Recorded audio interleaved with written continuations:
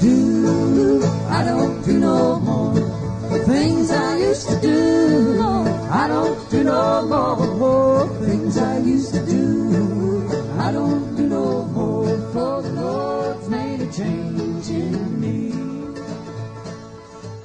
Hello, this is Real History with Melissa, and it is Thursday, the 10th of July, 2025, and I hope that you are all doing well. I'm joined today by Neil Foster. Good morning, Neil. Good morning. How are you? Keeping busy, having car problems, getting messed about with the tax office, saying I've not filled in a form and I have, and stuff like that. Uh, that's I went to I annoying. went to I went to the garage to get something fixed in my car. That was like $700, and then I'm only like 4 miles from the garage, and driving back I got a stone through the windshield that cost me another $500. Oh no, Yeah, Neil. Murphy's so working overtime. yeah, and then my check engine light came on last night, so I went down there today. It's faulty sensors. Now I've got to get these faulty sensors changed because if something does go wrong with the engine, I won't know because the check engine light's on because of a faulty sensor.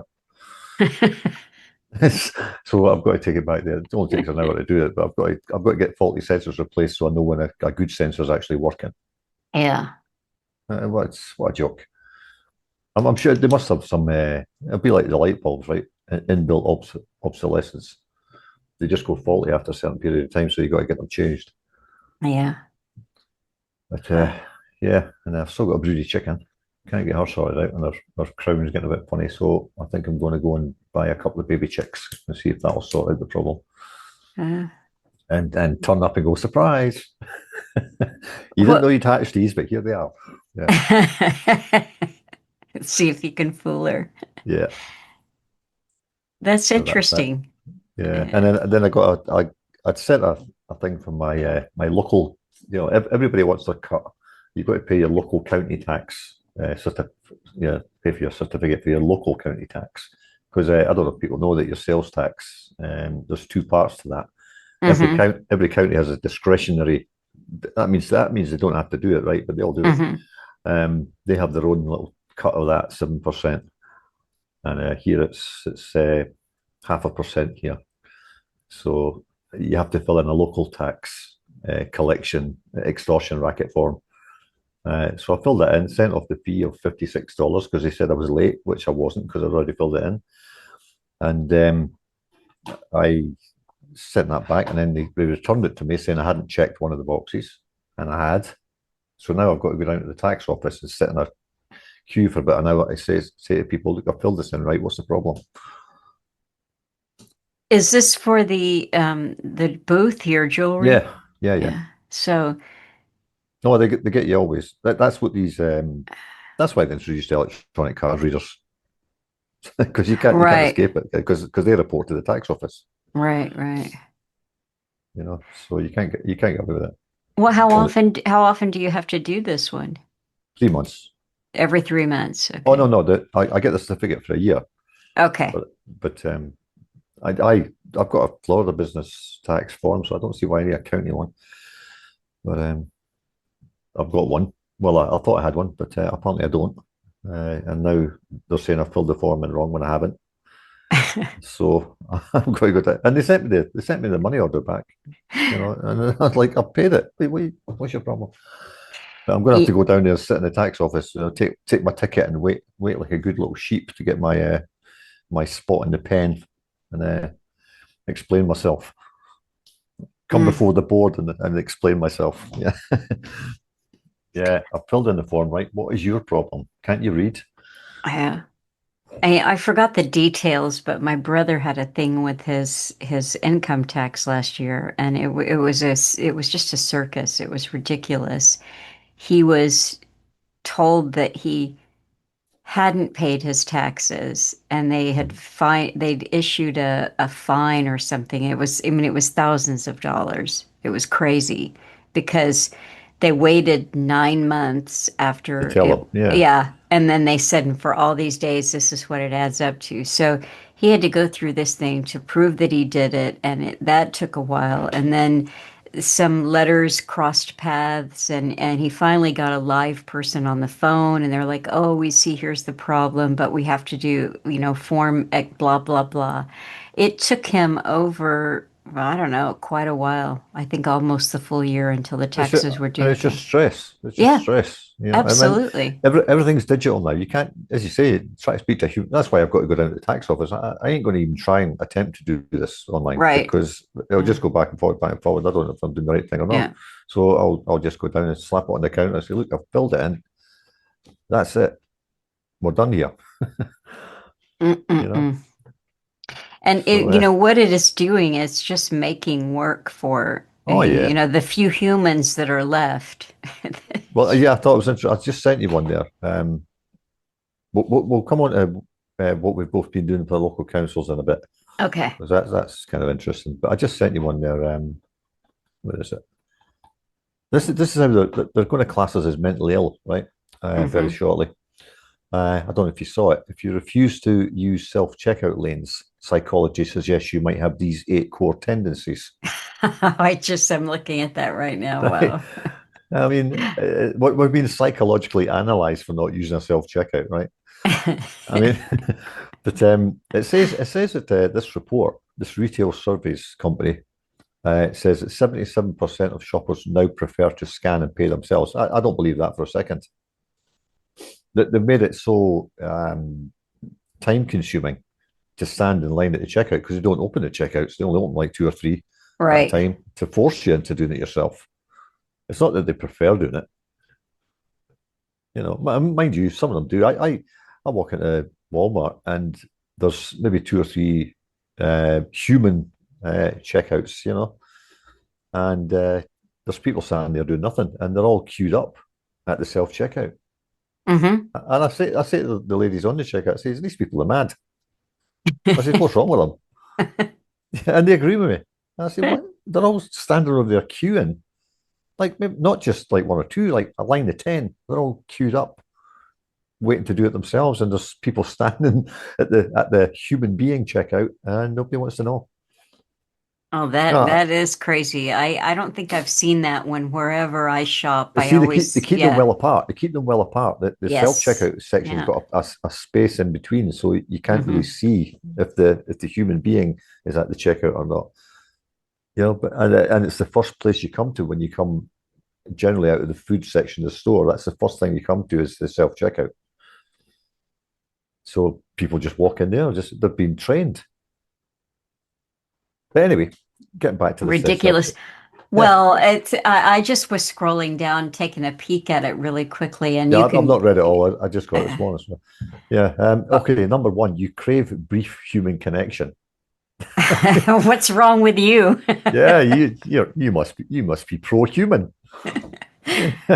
Well, that suggests if you use self-checkout, you don't crave human connection. Yeah.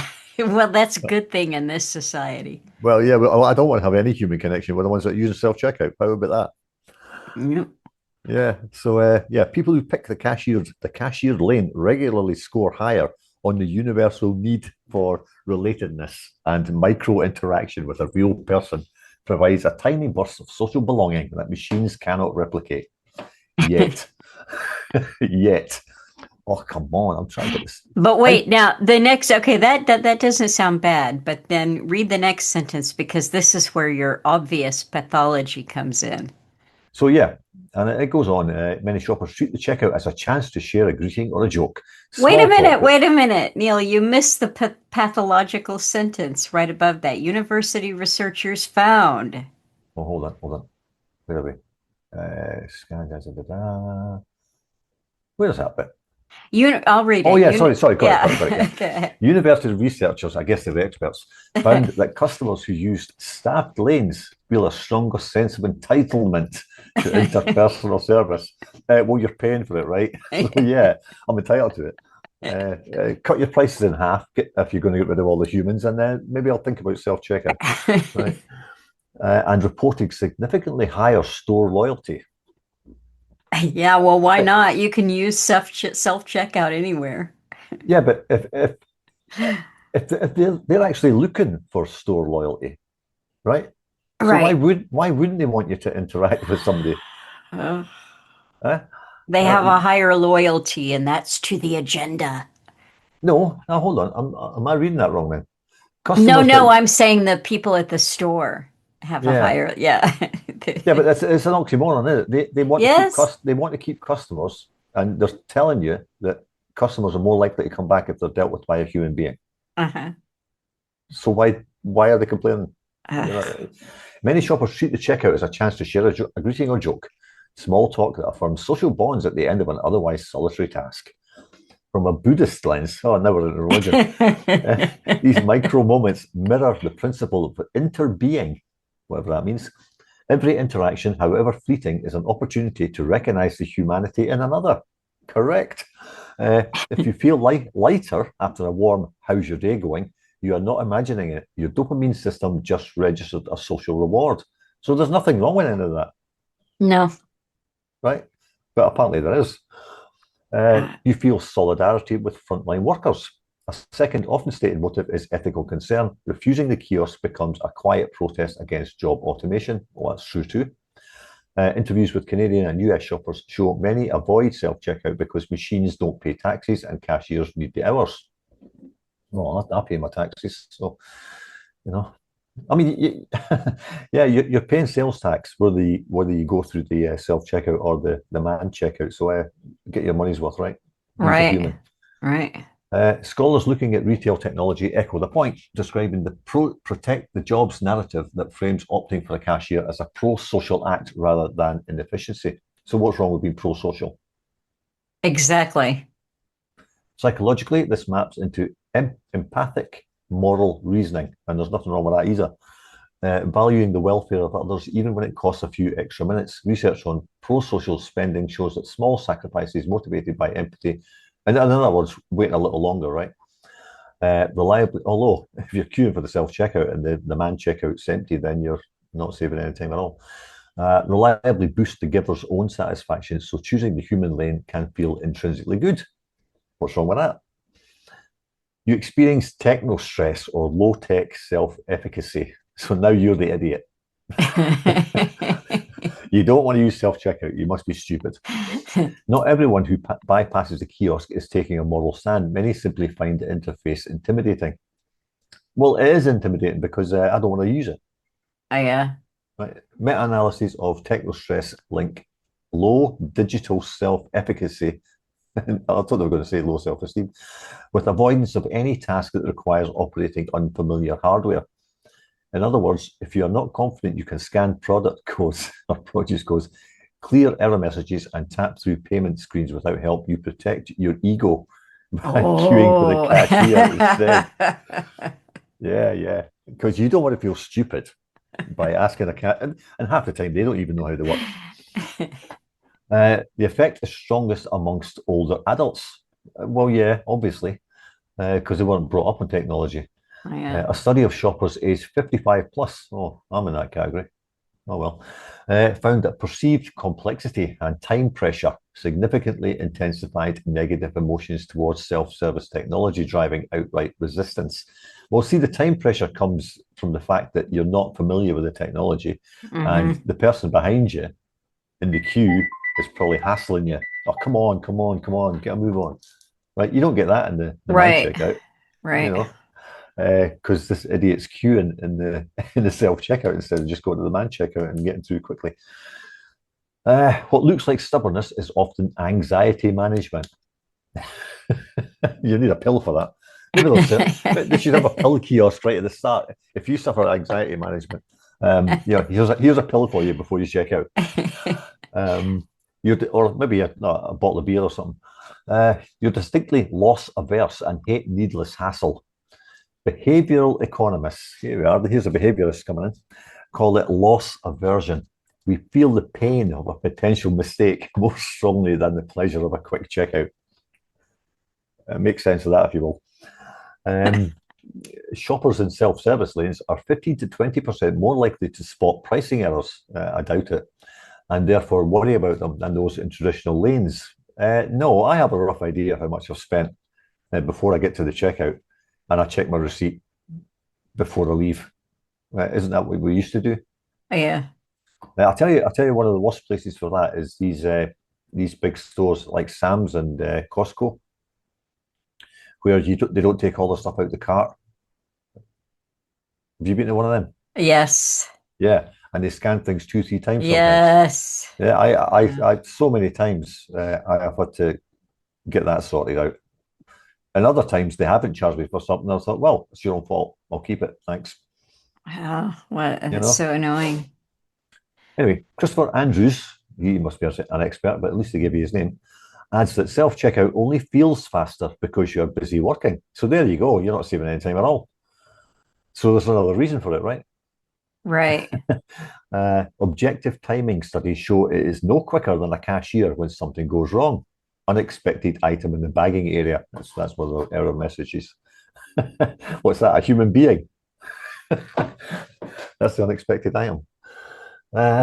If your internal calculator weighs if your internal calculator weighs every extra beep, rescan, or age verification delay, age verification, okay, as a loss of precious minutes and possible embarrassment, steering clear of the kiosk is simply rational risk management. So being rational, there's something wrong with you. You Yeah. prefer tradition and routine. What's wrong with that? Status quo bias. If you don't like status quo, you're biased, right? You're biased towards what exactly? I think you're just you don't want to use the system, and that's it. I love that though. It's a bad sickness. Yeah, you're mentally ill. Decades of consumer research, decades, right? This is how long we've been doing it. Decades of consumer research confirm that older shoppers adopt new retail tech more slowly. Well, that's because it's new and they're old. In-store surveys, seniors reported experience with fewer types of self-service technology and rated them less favorably than younger cohorts, obviously. Because you know the amount of people I have to avoid in the store who have their head in their phone. Mm-hmm. I have to walk around them. They're not even looking where they're going. Mm-hmm. And that's young people. And they're not generally the ones paying for the shopping either. Okay, we'll carry on with this. The result isn't just about age-related dexterity. Psychologists, here we go, frame it as status quo bias. Maybe that's you don't like the band status quo. I don't know. A comfort with familiar routines that lowers cognitive load.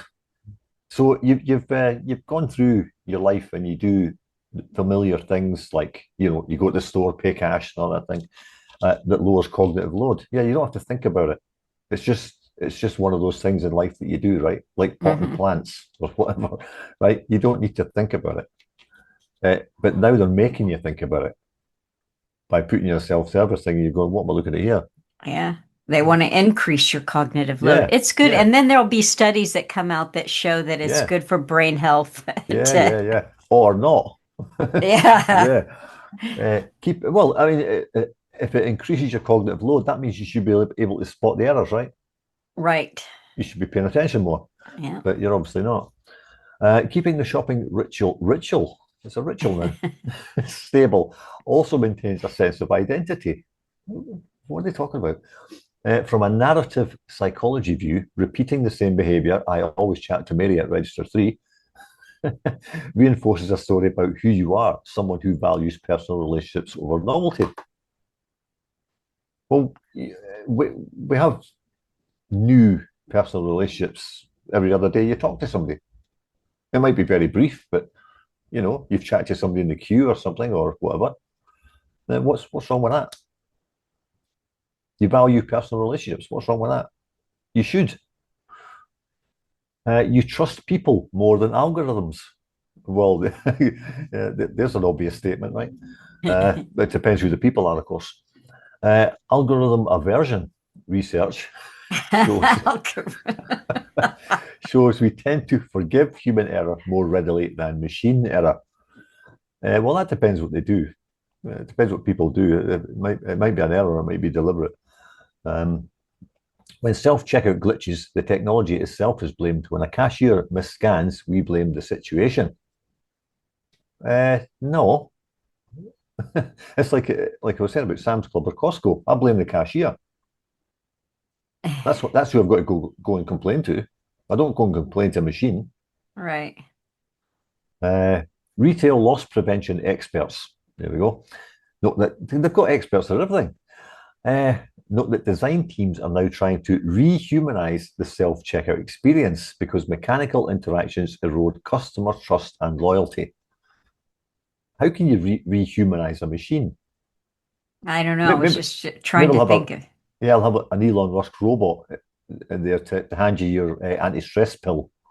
Yeah, that's it. Before you go. There'll be this 8-foot thing with the robotic arms and funny eyes and things. And hello, sir. Here's your tablet. And its little robotic metal arm will pat you on your arm and say, "They're there, they're there." You're doing great. Don't get stressed. Right. Drexel's loyalty studies report how many companies are doing this stuff. Report the same pattern. Shoppers who stuck with cashiers scored higher on interpersonal trust scales. In short, if you instinctively feel safer putting your groceries and credit card in human hands, they've got to put that in. They're trying to sow seeds of mistrust in humans. Right? You're trusting your credit card to a human. Are you sure? You align with a well-documented psychological preference for relatable agents over opaque systems. Now, if you give something to a human, you've got a complaints department. Right. Because that human's standing in front of you. Right. If they don't listen to your complaint, you can do something about it. You dislike uncompensated labour and fairness gaps. Social psychologists define equity sensitivity as discomfort when the input to reward ratio feels unbalanced. In other words, yeah, you're doing somebody out of a job and you're not happy about it, and you're having to do it yourself, right? Right. You're doing the job that somebody should be getting paid for. That's all that means. Regulars in the cashier's line often articulate the kiosk as doing the store's job for them without a discount. See, if you get a discount, you'll do it. Yeah. Right? Yeah. I guarantee you, if they don't get their way with the self-checkout and the numbers they want, they'll start doing this. You'll get a 10% discount or 5% discount. It could be 2% discount. People go, "Oh, I'm getting a bargain." I mean, 2% of $100, right? You're getting $2 off. Well, great. Somebody could have been paid for that. Business school researchers found that business school researchers, God, they're all over the place. I wonder how much these guys get in grants to do all these things. Found that customers who frame self-checkout as uncompensated effort exhibit lower loyalty unless the store reframes that effort as rewarding. Well, how can you do that? You give a discount, right? Just give a discount, right? Exactly. Yeah. Saying no thanks to scanning your own basket therefore protects a fairness norm. Labour, whether yours or the cashier's, should be acknowledged and valued. So that's the way they're definitely going here. Ethical consumerism studies more show that people with high equity sensitivity are more willing to queue, even to their own inconvenience, when a process feels exploitative. Well, I must be an ethical consumer then, because I'm quite happy to stand in the queue and speak to the human being rather than go through the self-checkout and do somebody a job. Yeah. On that level alone, obviously the whole agenda, I'm not going to do it for that reason. You treat shopping as a mindful social ritual. Finally, some kiosk avoiders. Kiosk avoiders. We're deniers now. We're deniers. View the grocery run as a small ritual of presence. Not presence, rather than a chore to minimize. Sociologists analysing everyday consumption found that many shoppers intentionally slow down to enjoy sensory cues and brief exchanges that make them feel part of a community. I wonder what the sensory cues are. Are these things that put the thoughts in your head to buy those cookies, buy those cookies. Slow down. We've got to get the message through. Slow down, enjoy spending your money. Yeah. On the bare necessities of life that you can barely afford anymore. Psychological research on rituals shows they heighten attention and emotional meaning, key components of mindfulness practice. You can see what they're doing is Yeah. it's being turned into a religious experiment completely devoid of human interaction. It's kind of like going to confessional at a booth. Yeah. Well, maybe. Well, at least you're talking to a human being. Yeah. But maybe not. Maybe not in the future. Just be Yeah. speak to a machine and it'll Yeah. print you out a ticket. All Instead, these studies are just to show them how to be more clever at tricking you into getting yeah. meaning. Maybe with there's no human interaction, you just to walk around the store going, oh, oh. Anyway, choosing the human lane. It's a human lane, right? Prolongs that ritual. You wait, observe, maybe chat with the person in front, and close the encounter with a thankful smile. If that sounds like you, refusing the kiosk is less about technology and more about honoring a moment of grounded relational living. Oh, What's good wrong with that? grief. What's Well, wrong with there's that? nothing wrong with it, but it also makes me kind of sick. Well, yeah, Like, they could have just said you prefer human yeah, companionship than a machine. grounded relational Yeah, living. yeah, Ugh. yeah, yeah. You're talking to a complete stranger, right? Most of the time, it's not to do with a close bonded relationship. You just have a bit of a chat while you're waiting in the queue, and people have done that forever, in whatever capacity, whatever walk of life. You could be walking in the park and just say hello to somebody. Oh, that's a nice doggy, but whatever. You know, that's perfectly natural. It's part of being human. But hey, grounded relational living, that's a new term for it. Closing thoughts. None of these 8 tendencies is better or worse than the others. Okay, wait a second here, Neil. Why didn't they start off? First of all, they make it sound like they're talking about pathologies here at the beginning. So why don't they just start off by saying None of none of these eight these ten? tendencies is better Yeah. or worse. Yeah, yeah. Well, it's not about psych. It's about selling you the definitely the discount idea. That's Yes. definitely Yeah. in there, Yeah. and it's most people won't read it. Most people won't read the whole thing, and they'll No, just no, oh, no. I must be mad. I better start using self checkout. They are simply different motivational fingerprints that shape an everyday choice. Oh, we can't have choices. You might recognize several of them in yourself: empathy for cashiers and techno stress, or loss aversion paired with a love of mindful ritual. Psychology reminds us that behavior is rarely driven by a single factor. So we're going to study them all and get you sorted out. So the next time you notice someone steering clear of the blinking machines, resist the urge to label them old fashioned. They may instead be exercising empathy, protecting their sense of fairness, or cultivating a few extra seconds of human connection in an increasingly automated world. Oh, I tell you what. Now, okay, so here's the thing. There were I'm just gonna quickly go through here and count this up. 1, 2, 3, 4, 5, 6, 7, 8, 9, 10, 11, 12 places that you could click to get the expert study. So you're right. Most people wouldn't read it. They just scan it, they look at it, they see the headline. If you refuse to use self-checkout lanes, psychology suggests you might have these 8 core tendencies. So take in the headline and go, oh, refusing to use self-checkout lanes, bad. Okay. And Mhm. that's it. I only Yeah. clicked on one of these expert articles that supported 1 out of 12. This is from The Guardian. It's December 2022. So, and I love how The Guardian tells you right off the bat, this article is more than 2 years old. Or how have you ever noticed that when you look at a Guardian Yeah. things, oh, well, I don't want to look at that. It's not new. Yeah. Um, all right, unexpected item, how self-checkouts failed to live up to their promise. So this guy that you mentioned here, what was his name? Christopher, I think. Yeah. Anyway, he wrote a book. He wrote a whole book on this in 2018 about the stresses of the checkout. And it's called Overworked Consumer: Self-Checkouts, Supermarkets, and the Do-It-Yourself Economy. That So, that guy needs to get out more. yes, exactly.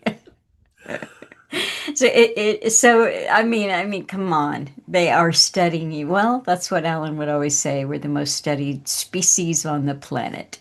Yeah. Well, look at the picture. Look at the picture, right? Yes. It's Yeah. clearly a green screen. There's nobody else in the store. Yeah. She's got two different items on the scale, so she's really frustrated because that ain't going to read, Right. right? And she's standing with her arms crossed, smiling, wondering what the hell am I doing here? I should be speaking to a human. Yeah. Uh, well, But that's you notice this is not, this can't be a self checkout because there's a card reading machine there in the picture. oh, right. That's not a self checkout lane. Actually, I don't know. I'm trying to think. I do believe that they've got those card readers that you can do on your own now. I I've think, never seen them. yeah, I was at a grocery store. I'm trying to remember. Am I imagining that? Maybe I'm imagining it. I'll pay attention next Because time. normally it's not a screen like that either. That's like the one that's at demand checkouts. But anyway, it doesn't matter. She's Yeah. smiling there, looking very happy with herself, and she's got two different items on the thing there, and that's not going to work. But anyway, who knows? So that was that. Yeah, we're all psychologically ill for using the man or woman. Can we say that woman? A woman checkout. No, you can't use that. Okay, there's a person on the checkout. Yeah, that's right. Yeah. So yeah, we're all studied. So where we're going to go next? Let me see. I'll tell you one Well, about Trump saying that Netanyahu's trial should be cancelled or he should be given a pardon because he's such a great guy. uh, You get that one? yes. Yeah, I responded saying he should have a better scriptwriter because it's terrible. Yeah. But Well, and this is in you the know that, Jerusalem Post. yeah, you know that Netanyahu is in the States today. Is he? All right. Yes, I read that yesterday. Oh well. Yeah, Get ready for another this bombing on Iran. Yeah. this is his third trip to the U.S. since Trump was inaugurated. As a war criminal. And they said that the reason for the visit was so that they could figure out how to wind down the Gaza war and release those hostages. And I was like, oh no, Yeah. I don't. That's what you're telling us, but Well, I'm not let's move buying on it. to Iran. Let's move on Yeah, to Iran. Yeah, Gaza's done. It's a building site, and yeah. I'm going to move in there Uh, as soon as my term's over. I'm going to be over there, make my beachfront property, Gaza Largo, and yeah, what plots am I getting? What sites am I getting? yeah. BB. But again, the headline here: Trump says Netanyahu's trial should be cancelled, calling it a witch hunt. Well, he is a bit of a witch, isn't he? Oh, Certainly evil. that puts a bad light on witches who couldn't hold a Well, candle yeah, to, yeah. yeah. Bibi Netanyahu's trial should be cancelled immediately or a pardon given to a great hero who has done so much for the state of Israel, Trump added. Well, you don't issue a pardon to somebody who's innocent, right? Yeah, The same. right, This is just like, right, what's his name? Fauci. right. Yeah. So again, it's, I don't know why people can't see that. You don't need a pardon if you've done nothing wrong, Yeah. right? Uh, and what's he getting a pardon for? It doesn't say. US President Donald Trump offered support to Benjamin Netanyahu on Wednesday night, saying his trial should be cancelled. I was shocked to hear that the state of Israel, which has just had one of its greatest moments in history, and what was that exactly? And is strongly led by Bibi Netanyahu, is continuing its ridiculous witch hunt against their great wartime Prime Minister, Trump wrote on a post on Truth Social. They've got a witch hunt in capital letters here. I don't know why. And greatest moments in history is capitalized. Well, I was looking at that too, and I had the exact same thought, Neil. And then I realized they're just faithfully here in the Jerusalem Post, they're faithfully duplicating what he posted on Truth Social, what Trump posted. Yeah, but So why is he Trump, capitalizing stuff? oh, yeah, I don't know. Yeah. His trial Yeah. should be cancelled immediately. Did a pardon given to a great hero? Well, what's he done? How explain why he's a hero? Has he been out there on the battlefield getting shot at, Yeah. saving lives, saving his fellow human being from imminent death? at risk of his own life? No, he hasn't. He's been sat in the house telling people to bomb folk from a safe distance. Bibi and I just went through hell together, and that's capitalized as well, fighting a very tough and brilliant long-time enemy of Israel, Iran. How long have we been fighting Iran? Iran never did anything until they were attacked. And Bibi could not have been better, sharper, or stronger in his love, capitalized again, for the incredible Holy Land, Trump commented. Anybody else would have suffered losses, embarrassment, and chaos. Bibi Netanyahu was a warrior. Was? When? When? When was he ever a warrior? And warrior, again, all in capital letters.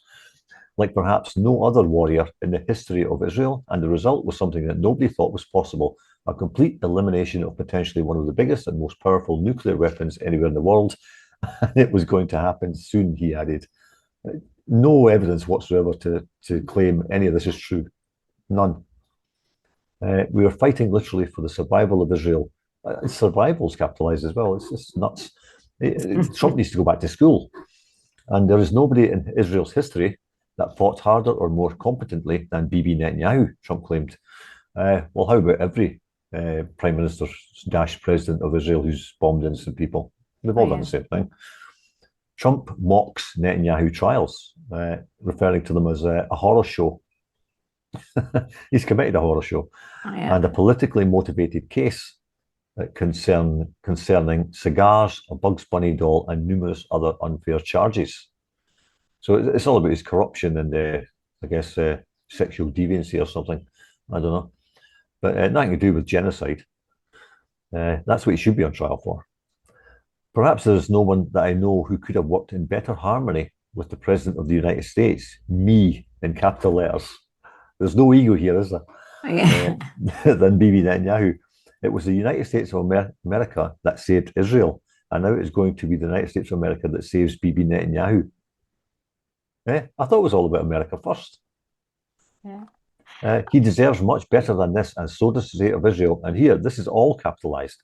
This travesty of justice, he's got justice in inverted commas, funny enough, cannot be allowed. Cannot be allowed, he concluded. What's it got to do with him? This is an internal justice system of Israel that's taken this guy to trial for whatever. What do you mean it cannot be allowed? Also, if you have followed this at all or you look at it, there are multiple. I mean, he minimizes it by calling it cigars, but that was as I recall, it was about $250,000 worth of champagne and cigars and so forth. That was just one aspect of it. Put on expenses, was it?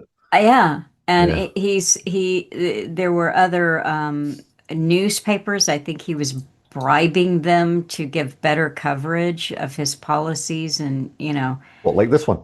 Yes, exactly, exactly. So, I mean, but it goes on and on and on, and this goes back for years. And the people of Israel have spoken. All of this protesting against him was before COVID, and they were protesting him all through COVID. He was up on corruption charges decades ago. Oh yeah, this guy. He's always been a criminal. Yeah. And now he's moved on. He's moved on in his criminality to bigger and better things, I guess. Yeah. No, it's. I'm surprised he didn't call him the big beautiful bomber.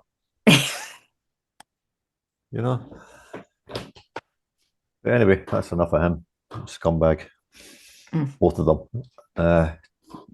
Where will we go now?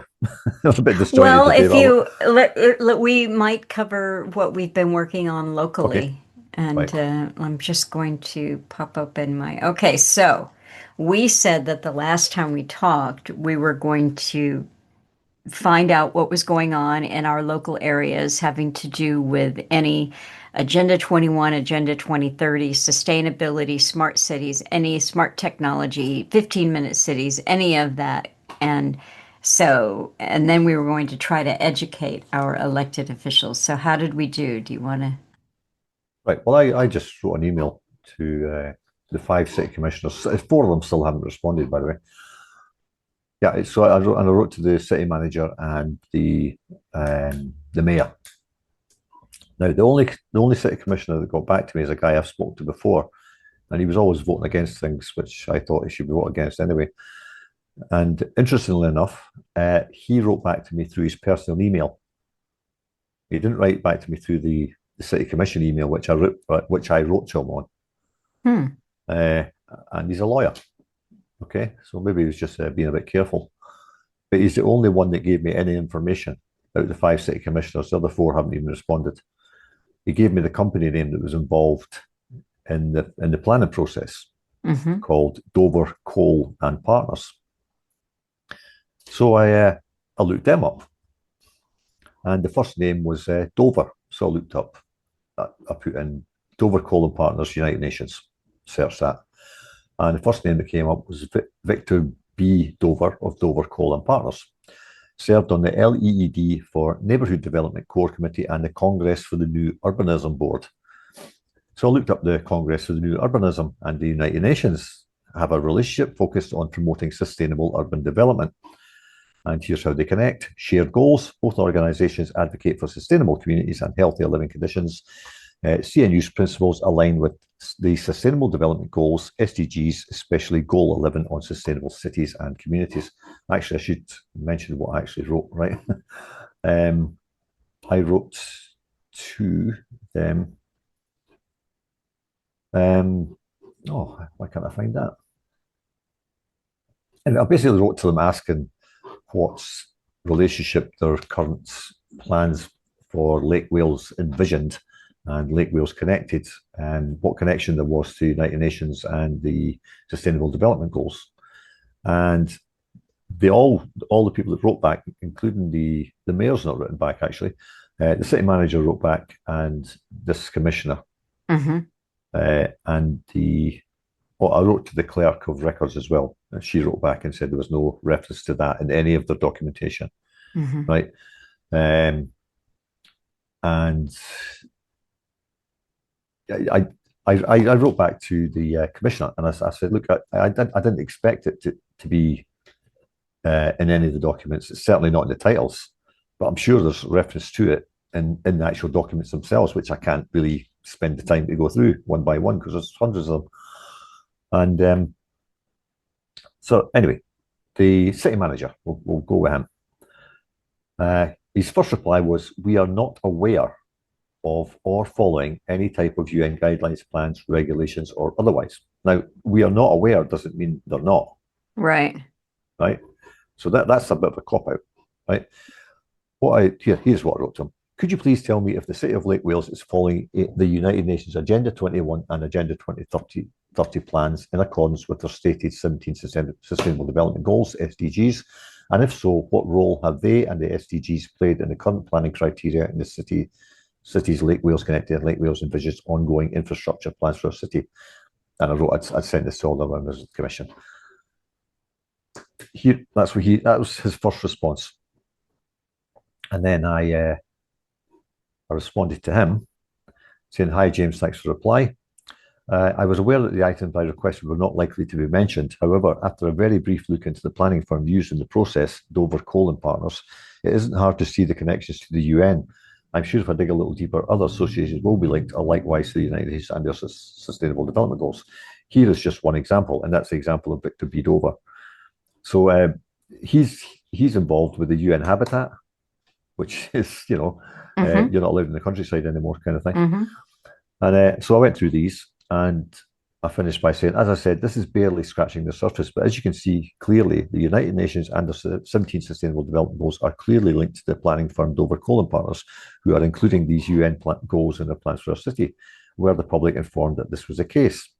If you've read Agenda 21 and the 17 Sustainable Development Goals that go with it, you will see that one such element is the abolition of private transport and indeed all private property. If you had known even that much, would you have voted for these plans? Best regards, Neil." And then he wrote back, I don't get any pleasantries from these people. They must use self-checkouts. "Let's chat. Suffice to say, Lake Wales is in good hands in this regard."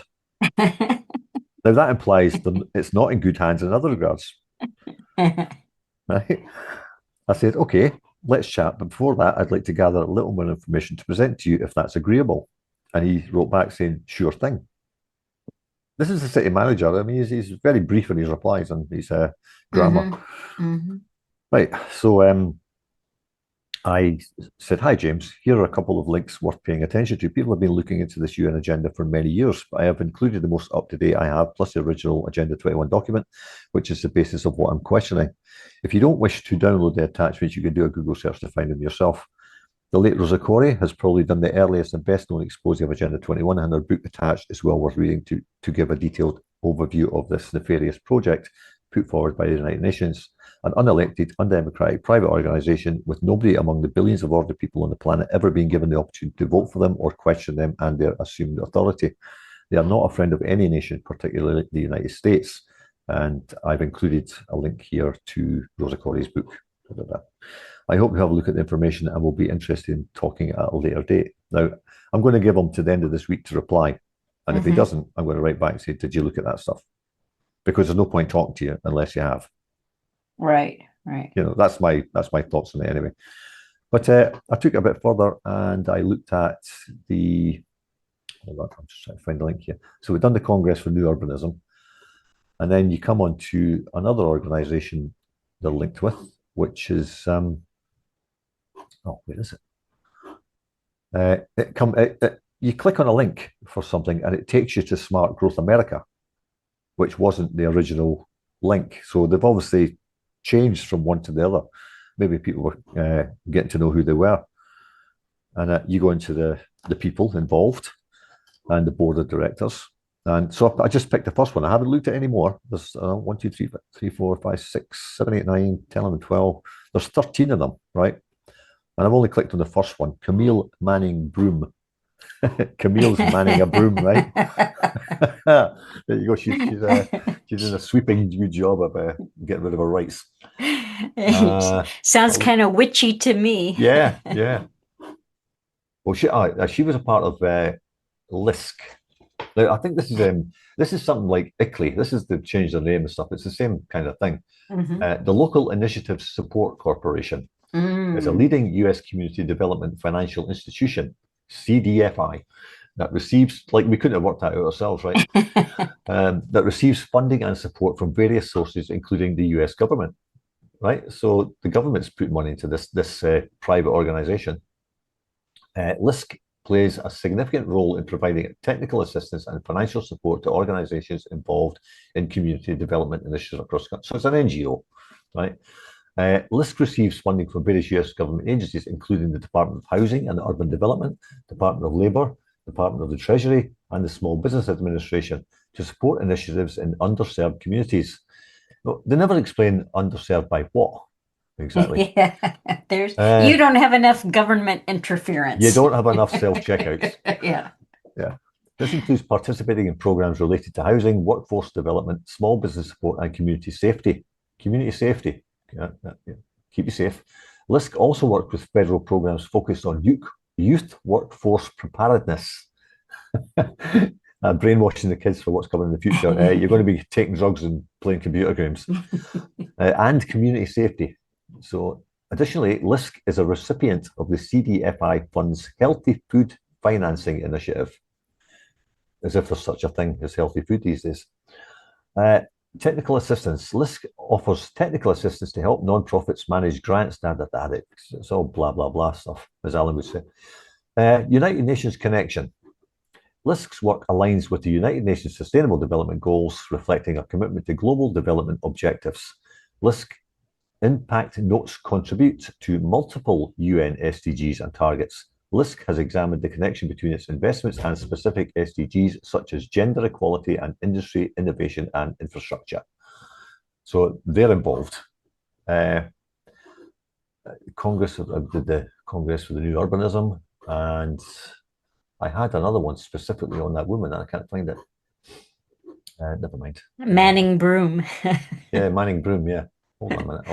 I'll look her up again because she's involved in all sorts of things. Yeah, Alan and I mused. We wondered if it was any coincidence or mistake that they gave the name SDG is so close to an Yeah, STD, yeah, STD, yeah, an SDG, and STD.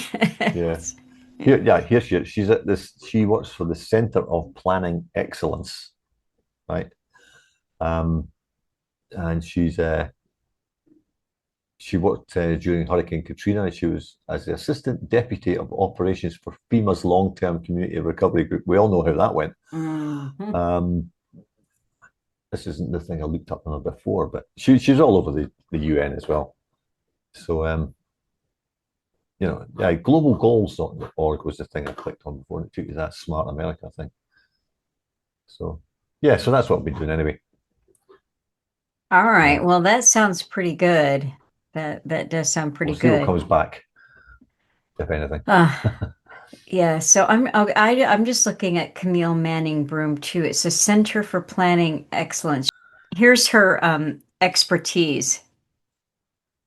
She's a climate futurist. They Yeah, used to call those weather forecasters. yeah, But- yeah, and a resilient city design, disaster and resiliency planning.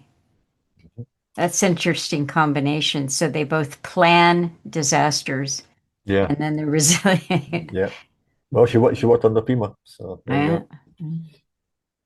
All right. Well, what I did was I had mentioned before that I had gone down to the city, found the city secretary, had a nice chat with her. She was very pleasant. And she volunteered to make photocopies of Behind the Green Mask. Now I printed out the first actually two of them, and I've got to take those. I'm giving her a choice. I punched holes and bound it with like I do with Alan's books.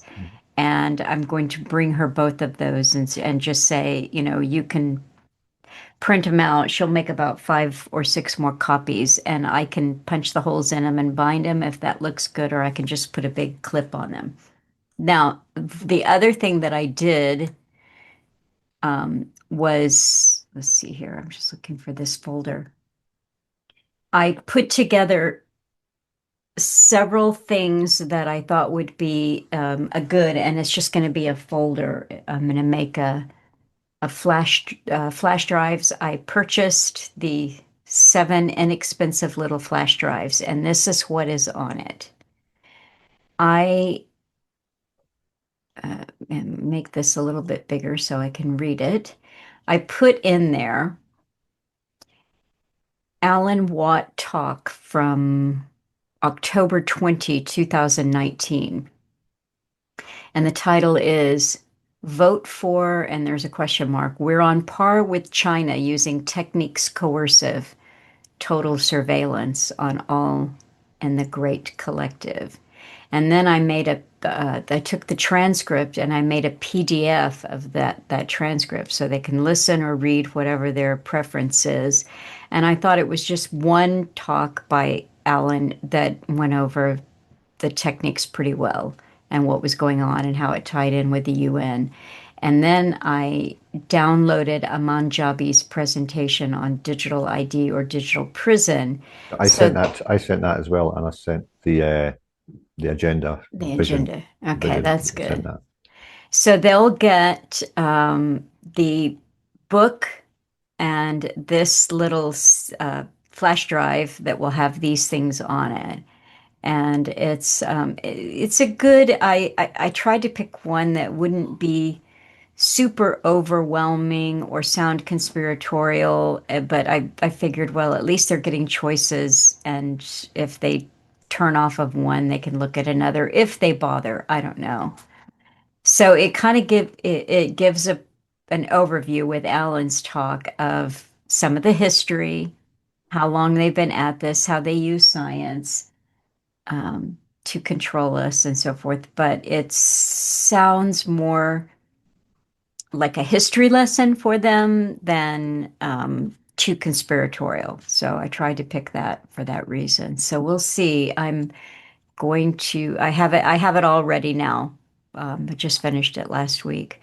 So I'll be delivering that this week. And she said that she would distribute it to the There are 4 council members and 3, I think they're called rotating. I don't know what that means. I think they're just people who aren't One of these spinning chairs. Yeah, Yeah. that's it. Yeah, they're not actually elected, but they, show up and participate. They're the ones that are probably in charge. Yeah, that's it. Well, anyway, this Camille, sorry, I found out this about her. Camille Manning Broome attended COP26, right? On the front lines of climate change, United Nations Climate Conference and Race to Zero climate champions, and she's a Race to Zero climate champion. Well, how about here's a quote from her. Here in Louisiana, we have the capacity to lead the nation and the globe on climate adaptation and mitigation, and I look forward to helping to build the partnerships that will make this vision a reality. A just transition for our state means taking a comprehensive approach that reduces our climate vulnerability, leverages economic opportunities, and lifts up our most vulnerable populations and communities. By channeling our opportunities and doing everything we can to address these global challenges today, we can ensure that Louisiana remains a place where people come to live, work, and play for generations to come. Doesn't that sound lovely? It does. If you've got the right stuff. Now, she's a Race to Zero high-level champion interview with Camille Manning Broome. She's a high-level Race to Zero champion. I wish these people would live by what they say. Like, if she's a high-level champion for Race to Zero, then she needs to get rid of all her stuff, right? Right. And stop wearing those leather shoes and all that kind of thing. And then, go and live in a mud hut in Africa. Because that's apparently the new trendy thing that they want everybody to do. And I looked up Sustainable Goal 11 because that's the one that said that Dover, Kohl and Partners were heavily involved in. And if you look at it, it's all about the floppy language and all the rest of it. But let me see. I had it up here somewhere, but I'll just bring it up again. But there's not one word in here about men. Now, I'm sure the rest of them are the same. It goes into, we're making this and that safe or just for women, children, and vulnerable adults. Mm-hmm. There's not one word about men in any of it. I'm pulling up Goal 11 on the UN Environment Program. Goal 11, this is the SDG, Sustainable Development Goal. Goal 11 is called Sustainable Cities and Communities. Make cities and human settlements inclusive. Human settlements. Safe, resilient, and sustainable. Yeah. Yeah. Access, Well, here it is here. It's 11, it goes 11.1 through to 11.8. And then it goes 11.8 or 9. Oh, 11.9, and then it goes to 11.8. They couldn't quite do 11.10 for some reason. But anyway, safe and affordable housing. What have we heard? We've been hearing this for decades. By 2030, it's all 2030, ensure access for all to adequate, safe and affordable housing and basic services and upgrade slums. Upgrade slums. There'll still be slums. There'll just be upgraded slums. It doesn't say abolish slums, does it? No. Affordable and sustainable transport systems. So here we go with your car, right? By 2030, actually it doesn't, and they have little pictures that go with these, like computer generated images, but they're not actual real images, they're just drawing type things. And this one, affordable and sustainable transport system, they've got a picture of half a bus, a woman with a walking stick, somebody in a wheelchair at a bus stop, right? So these people, there's a person in a wheelchair and a woman with a cane waiting at a bus stop. There's no able-bodied people in this. A bicycle and a train, right? There's no cars. Mm-hmm.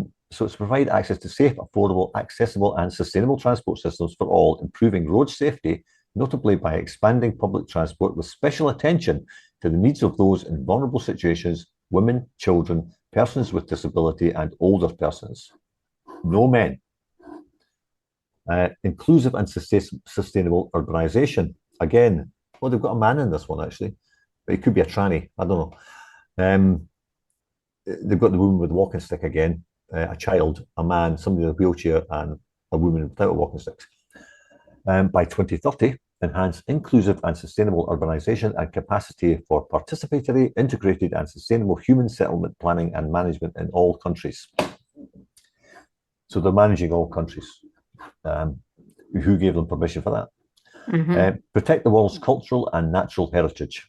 Strengthen efforts to protect and safeguard the world's cultural and natural heritage. 11.5, reduce the adverse effects of natural disasters. By 2030, they've got a lot to do, haven't they, by 2030? Significantly reduce the number of deaths and the number of people affected and substantially decrease the direct economic losses relative to global gross domestic product. So a little bit of money caused by disasters, including water-related disasters, with a focus on protecting the poor and people in vulnerable situations. If it's a natural disaster, it's unexpected, right? Right. If it's natural. So how can they reduce any number of deaths? They don't know what that natural disaster is going to be, how bad it's going to be. They can't mitigate for any of that. Reduce the environment. This is 11.6. Reduce the environmental impact of cities. How about getting rid of them? How about that? We don't need cities. If we all just went back to the way it used to be and we fed ourselves and did all that stuff ourselves and lived as human beings are supposed to live without the city structure. By 2030, reduce the adverse per capita environmental impact of cities. So that's every person is going to have a carbon footprint, and you're going to be rated on that, aren't you? Including by paying special attention to air quality and municipal and other waste management. Air quality, really? When they're spraying us from the skies. 11.7, provide access to safe and inclusive green and public spaces. This inclusive thing, it was always inclusive. Why do they have to make it inclusive? It's only going to be inclusive for those they want to include, right? Because as far as I'm aware, anybody can go to a public space. Anybody. It doesn't matter what color or creed you are. You know? By 2030, provide universal access to safe, inclusive, and accessible green and public spaces, in particular for women, children, older persons, and persons with disabilities, not men. Target 11.8, strong national and regional development planning. Support positive economic, social, and environmental links between urban, peri-urban, and rural areas by strengthening national and regional development planning.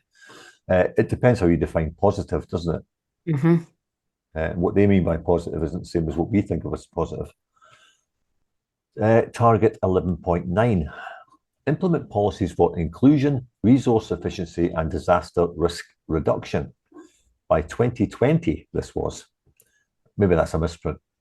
Substantially increase the number of cities and human settlements, adopting and implementing integrated policies and plans towards inclusion, resource efficiency, mitigation, and adaptation to climate change. Adaptation to climate change.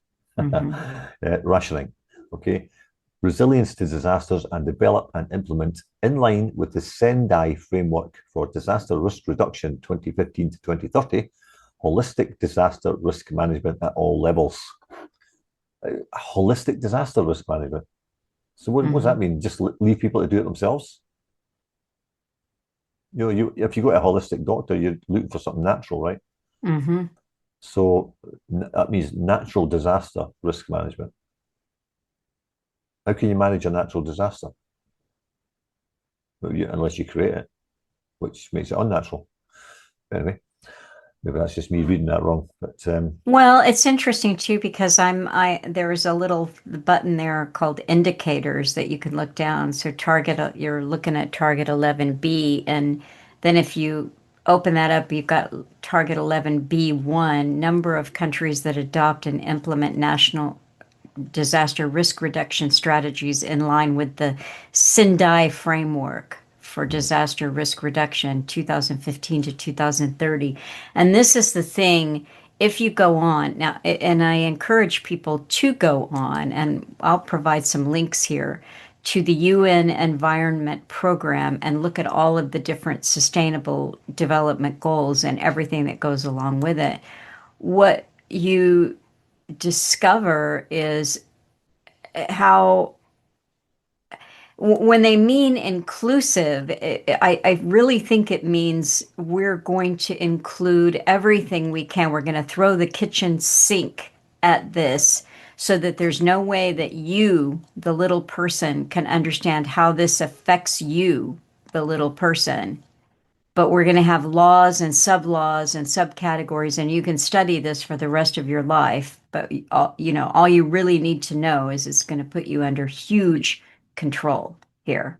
Yeah, And well, they're telling us that right up front here on goal 11, it said by 2050, 70% of the world's population will live in cities, which already account for up to 80% of energy consumption and well, 75% of carbon that's emissions. about to go up substantially with all these data centers. Yes. And if people think that the data centers are the only thing they're going to affect you with is your surveillance, no, no, no, they're going to take all your electricity Yes. and your water. Yeah. I saw one thing that says every question asked of an AI, whether it's Grok or whatever the other ones are, I don't know, I don't use them, but every one of them takes 50 mil of water. Mm. Every question asked takes 50 milliliters of water. So how's that sustainable? It isn't. It isn't. All you have to do is just look at one data center and they're popping up all over the place. And you can just see without even, studying it, what an enormous consumer of energy and electricity these things are going to Yeah. be. Well, the And electricity, I think, has been admitted that they'd probably need a power plant for every one of them. yeah, that's crazy. Yes. And what are they going to power them with? What are they going to power the power plant with? Solar panels? They ain't going to do this stuff. No. You know, the solar panels are for the little people. These guys are going to be using oil and gas or nuclear. You'll have a nuclear power plant in your backyard because it's needed for the data center. Yeah. uh, oh yeah, I So, mean, like Alan said, we pay for our own chains, right? yeah, Well, here we are. Here's the big chain. This is the final chain, the nail in yeah, the coffin, yeah. your digital ID and your tax money going towards these crooks to spy on you. It's like having a GCHQ in your backyard in every city. It's mad. It is. It is. It should be so obvious to people if they look at this, but they can't think. They can't think it out. It's like, how do these data centers, which are about the global panopticon, the global prison system, how can these possibly be sustainable? Well, They're not. nobody actually explains what they're for either. Yeah. It's not actually explained to the public what these things are for. All they hear is data center, and they think, oh, it's just keeping records safe and all this kind of thing. That's what they think about it as. They don't. If they call it a spy center, people might go, "Oh, what's that?" But 11.8 is the last one on this. Support least developed countries in sustainable and resilient building. Now, here's hypocrisy for you. Support the least developed countries, not the ones that are developed already, the least ones. That's where your USAID money was going. This kind of thing, including through financial and technical assistance in building sustainable and resilient buildings, utilizing local materials. Why don't they use local materials here? Mm-hmm. Why does everything come from China? Mm-hmm. That's not sustainable either. Why can't American companies make stuff? Well, because it was all shipped to China, and now they ship it back to us on those big cargo ships. That run on diesel or whatever it is. And while they're at it, spraying chemicals into the air to make our weather better. Yeah. Mm. But you can volunteer in the slums to make things better. That's good, isn't it? It's pro-social that, and we Yeah. learned that that's not good. That's Yeah. a sign Support. of a mental health Yeah. problem. Well, the first thing I'm looking at. I must be looking at a different page from you because Okay. I'm on it. What am I on? Globalgoals.org. It just gives you.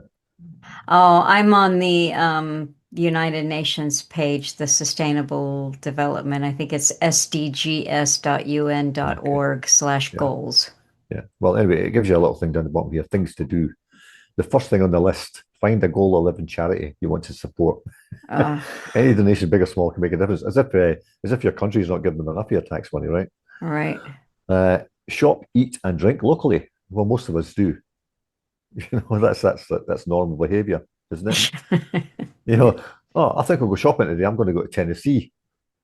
Well, that was one of the big outcomes of the whole COVID operation was making sure that shopping locally was going to actually be challenging. Yeah. They've opened it up a little bit, but I they mean, got all these brick and mortar stores closed down, and then they got people, on yeah, Amazon and buying everything. here's your hypocrisy again. Supporting neighbourhood businesses keeps people employed and circulates money back into your community. Yeah. They shut them all down. Yeah, Yeah. yeah. And if there's any left, you must use the self-checkout. Yeah. Commute in a sustainable way. Bike, walk, or take public transport. Save the car trips for when you've got a big group. Like everybody travels in big groups, don't they? Yeah. In their car, yeah. Stay informed. Follow your local news and stay in touch with the global goals online or social media. Keep getting your downloads. Support a project in slums for safe housing. You can volunteer in slums to help with the building houses, fixing existing ones, and setting up public or green spaces. But it'll be a nicer slum. Take advantage of your right to elect the leaders in your local community. That's your right. That's the only right you've got, right? To elect the leaders. You don't have any other rights.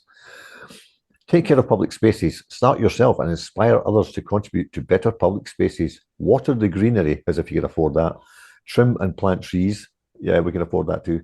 Renovate sports areas and playgrounds. Organize a cleanup. Good old communitarianism, right? This is what they do in Bulgaria so that the people can get their social security money. That's what they've got to do. If they don't do it, they don't get any money. Really? Yeah. They have to do something like, I think it's 5 or 6 hours a week of this kind of thing, cleaning up the space, picking up litter, and all that kind of thing. Oh. And they have to. It's like the old British. You have to sign on, and they monitor you, make sure you're doing your job. If you're not picking up enough litter within a specified time, you get a kick up the backside and tell to Oh get on my with it. goodness. Oh. And it's mainly gypsies, you know. Um, but I mean, it's just. I mean, this is racist or anything, but it is generally them that make a mess. So, but anyway, yeah, that's what they do in Bulgaria. Exactly that, to get their dole money. But yeah, that's them. So yeah, we'll see what comes of our local activism, shall we call it? I guarantee you, if I'd gone to speak to that city manager there, then he'd just have fobbed me off as a conspiracy theorist. So because he's not got any information, so that's why I sent him the information. And if he doesn't look at it, then he's a conspiracy theorist. Right. Yeah, because he's coming up, he's going to come out with statements, which I can totally disprove through these official United Nations documents. If he says, "Well, that's a conspiracy theory," I'll print it out if I have to and say, "Well, there you go." It's not a conspiracy theory. It's actually it's in black and white. What interested me is I'm in a town that it's at the most maybe 7,000 people, and there's not even a gas station or a grocery store in town. It's very sad. I mean, this is so different from when I grew up here. Why don't you open one? Oh, no, thank you. It's got two dollar stores, and it now has 3 smoke shops. They opened up the 3rd smoke shop. So this is, that speaks to a very depressed economy. There was a grocery store. There was a grocery store when I grew up here, a gas station, full service gas station, a health food store, and there probably 4 restaurants. And now there is a Subway sandwich shop and a bakery and a donut shop. I mean, it's just it to me it shows a real downhill trajectory. Yeah, they're going to destroy that town. They want people to move out of it. Yeah. Yeah. But what was I wonder what's interesting, under the ground there. I don't know. But there is no sign here of the UN agenda, at least as far as I've been able to uncover, you know. So Well, if you're they're right. What are destroying it, they? if they're Yeah. destroying the town, that's part of it. Yeah, they don't ever fix potholes or anything like No, that. So, no. but so I'm all I can do is just educate who the elected officials and say, well, here's something to be aware of. And then the next time they elect officials, yeah, I'll have to present them with the same packet and so forth and so Yeah, on. But yeah. Well, the front, the homepage of this website, Global Roles, uh, 11 Sustainable Societies and Communities, the graphic shows you a bus coming from left to right, right? mhm. And it's got a couple of trees, and then it's got like you've got the city that's the tower blocks, but on either side of the city, they've got things that look like guard towers with Mm. peaked roofs and gateways Mhm. into them. They Mhm. look like old medieval guard towers you see Mhm. on a castle or fort. That's kind of scary. Well, the other thing about this town too, though, that's weird, Neil, is that the public school system, that's where most of the property tax money goes.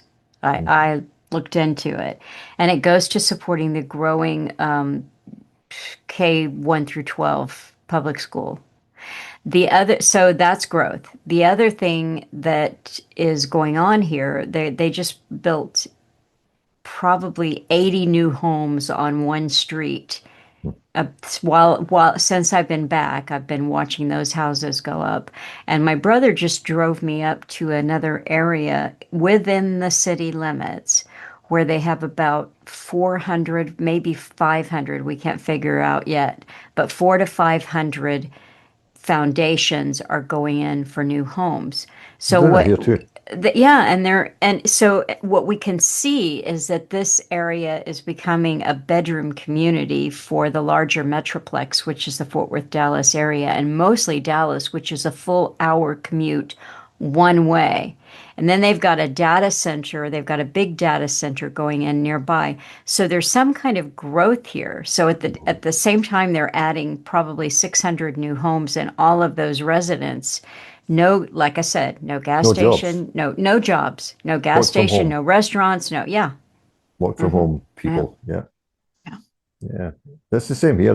There's housing developments going up all over the place.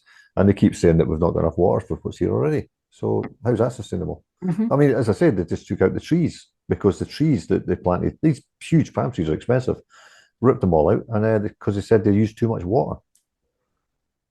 Now, it's been raining every day of the week here for the past 2 weeks. Hmm. Why is there not enough water?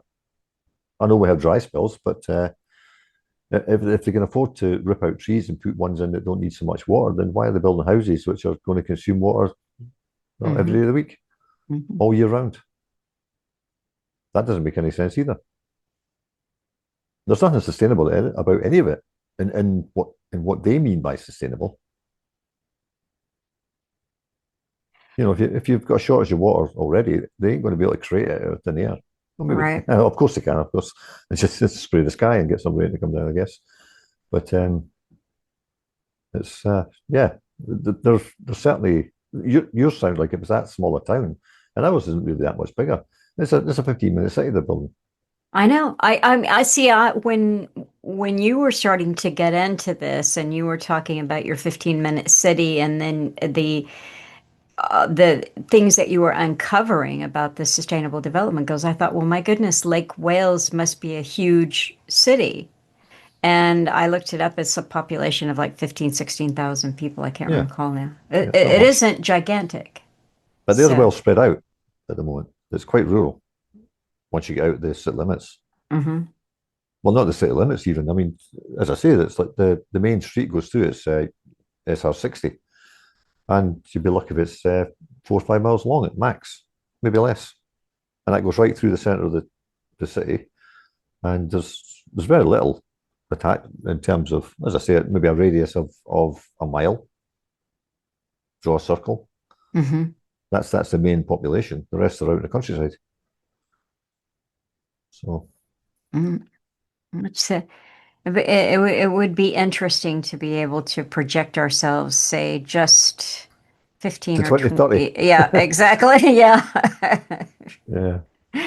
See what's happened. Yep, yep. That's very interesting. Well, we just have to wait it out if we're able. Yeah, well, we're able. Yeah. Just got to put up with it. What else have we got? I'll just brush briefly on the reported that oxycodone was put into the flour that Israel gave to Gaza. So they're getting them hooked on opium. But that's not a war crime either. And how about this one? This is Ireland. 10 firms pocketed €88 million for asylum seeker beds in 3 months. Not bad, eh? No. 8.8 million per firm on average for 3 months. And these are the big hotels and stuff, the big hotel owners, all the ones that were shut down for COVID, or that voluntarily shut down, shall we say, for COVID, getting a big payback by doing this. A big payback. They didn't lose this much money during COVID. This is a business boom for these people. And they're traitors. These people are traitors and should be seen as such by the communities that are getting destroyed by this. The homeless people. I mean, I don't know why. There should be a homeless people's union. They should all get together and say, hey, wait a minute. I've been homeless for 10 years here, and this guy walks in from Africa and he gets a house, a phone, and money in his pocket, and a nice brand new house. What's going on? But yeah, this is from businessplus.ie. Business, right? Business Plus. Right. It's just business. That's what they'll say, I guess. The hotel owners, oh, well, we had to do something, because Irish people can't afford to stay in our hotels anymore because they're paying too much taxes to give to us for these asylum seekers. Nice circular kind of money laundering scheme. And this is... Sorry, go on. No, go ahead. I was just go ahead and read it. It's disgusting. I'm looking at it. Just 10 companies were paid over €88 million in the first 3 months of this year. So this is an old article, right? It should be up here. This this article's 6 months old because they've just made another €88 million, haven't they? Right. In the next 3 months. Not bad, eh? 176 million in 6 months between 10 a year. What a gang of criminals that is. To accommodate asylum seekers and refugees. What's the difference? What's the difference between these two, asylum seekers and refugees? Aren't they the same thing? If you're a refugee, you're seeking asylum. So why do they split that up? Maybe you get more money for being one or the other. Who knows? Or you get paid more money to house them. I think that the plain old refugees grouping allows them to bring in things like they have that whole category of climate refugees, which is okay. Yeah, but you could be seeking asylum from a hot sunny day. Yeah, that's it. Yeah, buy an umbrella and a bottle of water. That's all you need. And 101 private accommodation providers were paid more than 1 million in lucrative state contracts during the same period. Right?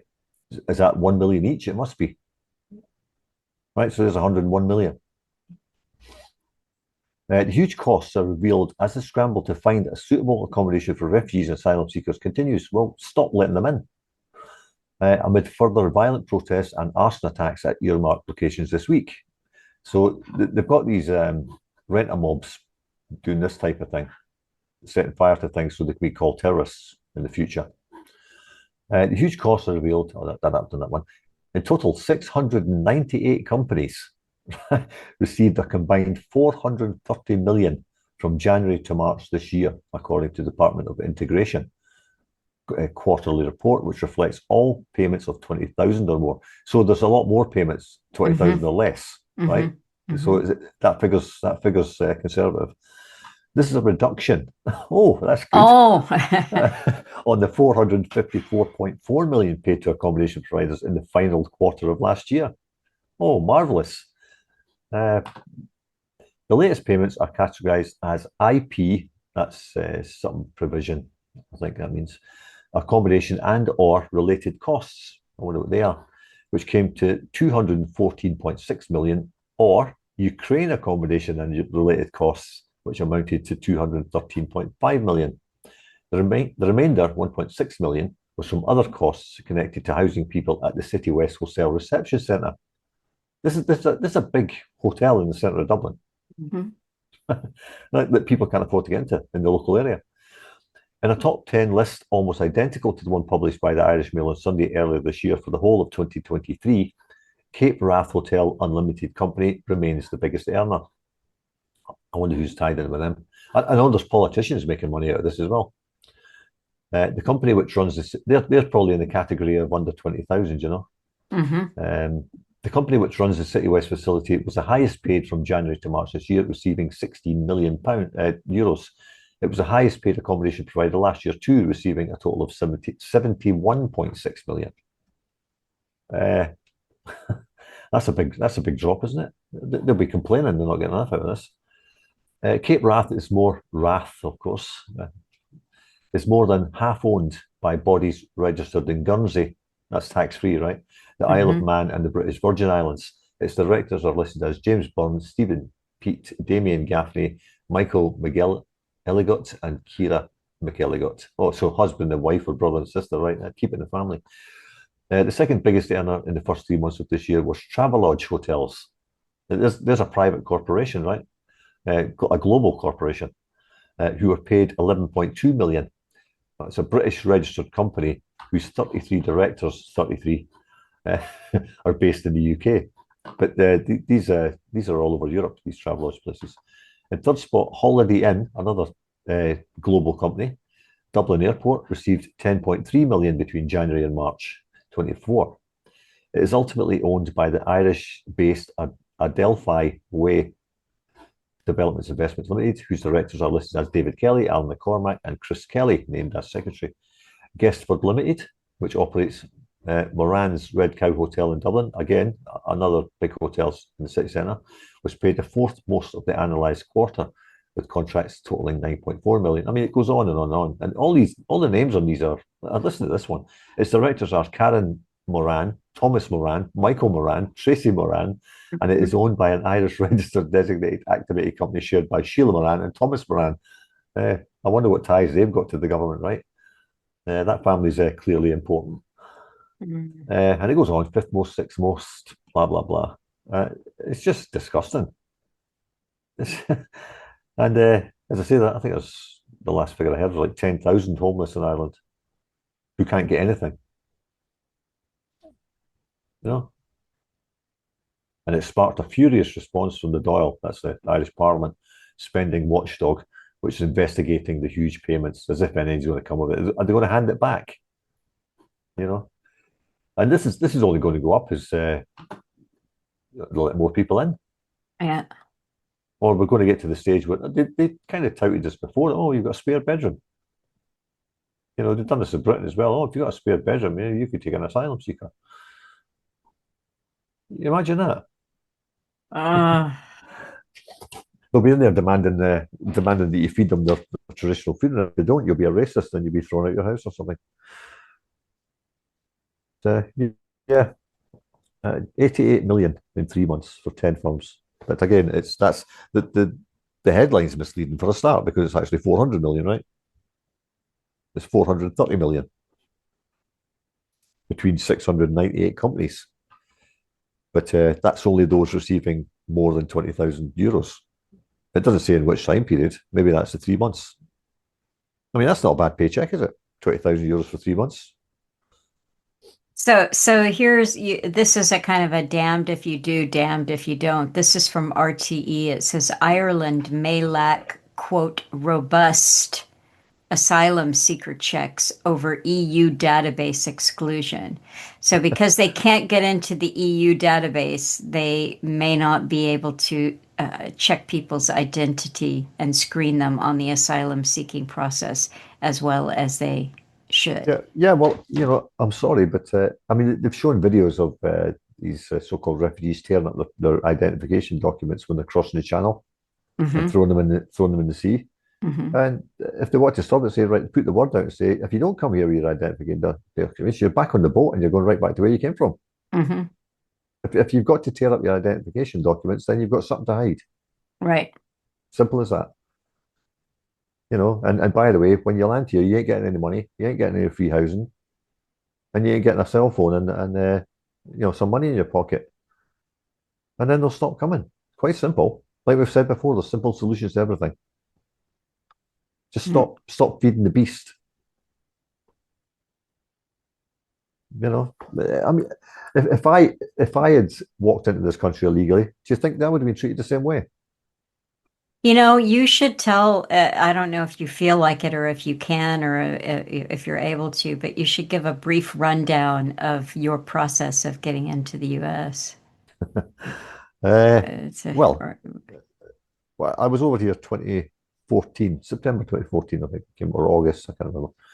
And I stayed for 3 months. I was allowed 6 months within the year. So I stayed just short of 3 months, flew back to the UK for a few days, and then came back. And no problem at all. Got in. And then I overstayed. Paula's father died. We're having a lot of trouble with the autistic lad, and she's disabled, and there was a lot of hassle going on. So we both went to Tampa immigration office. You had to make an appointment to get in, so went along there. They gave me some forms. Says, okay. Well, I explained the situation, and they said, well, you can apply retrospectively, and you can stay while you're doing it, going through the process. I said, all right. So I get outside, and I open the bunch of forms they give me. And the first thing it says on it is if you've come to America on an ESTA, which is like a thing you fill on. It's like a visa, but Mhm. it's not. It's like costs you $20 or something. If you've come here on an ESTA, you're not eligible to complete this form. So you can't go back in once you're out. You have to make another appointment, Oh. right? So I came back and I went through all the forms. I said, no, I'm not. This doesn't apply to me. Uh, so we made another appointment. Went back through to Tampa. I mean, Tampa immigration is like 2 hours drive. So we did that. Went again and it explained the situation. They'd given me this bunch of forms. I took the forms back. I said, I'm not allowed to do this, you know. And then they said, right, here's what you can do. You can apply for your driver's license. Gave me all these forms and stuff like that. And then I looked at them, like, I mean, it's big. It's like a big book, you know.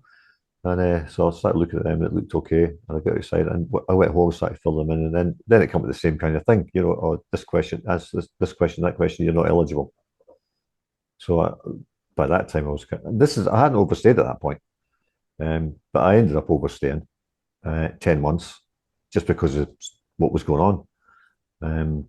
And I said to Paul, I says, right, 10 months. The worst I'm going to get is a 3-year ban if I leave now. But if I stay for the year, I'll get a 10-year ban. Really? Yeah. So I thought, right, better go. So I went to the UK, stayed there for a while, did some painting and decorating, earned some money, and then went to Bulgaria. Um, Paula got in touch with an attorney here and she asked what was the best. Well, I'd explained to the immigration we were already engaged and everything. We hadn't set a date, but we're already engaged and we're planning to get married. But we had to sort all this stuff out first. And because I couldn't get married if I wasn't legal in the States. So you can't do that. You've got to be a resident, a permanent resident, or a citizen Hmm. to be allowed to get married. Hmm. So uh, the attorney came back and says, right, it's legal to go to Barbados and get married. Your marriage certificate is recognised in the United States. So I checked that out. So I was getting kind of like, oh, I don't believe any of these people anymore. So I checked out. Yeah, it was all valid. So I was in Bulgaria at the time. And between getting married, no, actually, we just actually had an anniversary this weekend, our ninth, Wow. July the 5th, because we said we're not going to make it July the 4th. Yeah. So make it July the 5th. So, Congratulations. yeah, 9 years. It's flown by. I remember Alan saying that time seems to go faster when you're older, and particularly the last 5, 6 years have just gone. Yeah. But anyway, so that was in Bulgaria at the time. Paul was obviously Florida. So I flew from Bulgaria to London, London to Barbados. We got married on the beach in my kilt, which was rather hot. Oh, that's great. She had a big dress on with the same tartan as my kilt and all that kind of stuff. Oh, neat. I'll send you that photograph. You can stick that in the video if you want. Okay, good. Um, And then we spent 2 weeks in Barbados. Got driven past Simon Cowell's house multiple times by the guy who was supposed to be taking us to our hotel. I said, look, we just want to get to the hotel. Do you mind? Just like take us. We don't want to see the sights. We're done with that. We've been apart for a year. Do you mind? So 2 weeks, and then Paul had to come back here, and I went back to Bulgaria. So I was over there, and the attorney phones up and said, right, I've got you an appointment in London. Prior to that, actually, right after I came back, after the 10 months overstaying, I made an appointment at the embassy. I knew they wouldn't let me go back, but I just wanted to see how the process worked. It didn't cost me anything. So I thought I'll just go and see what kind of stuff they're going to say or what I need to know. So I went there, and they said, oh, well, you're serving a 3-year ban. We're not going to let you back. And I was saying, well, I say, I understand that. And I explained, I came here to find out the process, what I had to do, and, how to go about doing this, blah, blah, blah. And they said, well, you're going to have to be married. I said, well, we've got that in order. That's coming up, I'm going to do that. They says, and then you'll probably have to serve your ban, and then we'll make another appointment for you, and, we should be sorted out by then. The guy was actually quite pleasant, but that changed later on. But so I did that, went to Bulgaria again, and Paula came over visiting, and back and forward. Then I got a call from the attorney when I was in Bulgaria, and she says, I've got you an appointment at the embassy. This is about a year or 2 years into my ban. So I've got your appointment at the embassy in London. I said, oh, and I'm thinking, oh, that's a surprise. Maybe they're going to let me back early. So this is on the Monday. She called me. So I says, when is it? She says, Wednesday. I says, what Wednesday? She says, this Wednesday. I says, I'm in Bulgaria. I said, oh, well, I can't change the appointment now. You're going to have to get there or it'll look bad. So I had to get emergency flights, basically. It cost me like $1,000 in flights just to get to London, get a hotel, get to the embassy. And they turned around, well, you're still serving a ban. But we're not going to let you in. I said, well, why'd you get me here? I said, I've just spent $1,000 on flights coming from Bulgaria. I says, for what? And he says, well, it was your attorney made the appointment. I said, well, she's an idiot. I says, well, I mean, didn't you tell her that I was serving a ban and it would be a waste of time? No, we don't do that. I says, so you've just got me here for nothing. Well, you're serving a ban and that's it. See you later.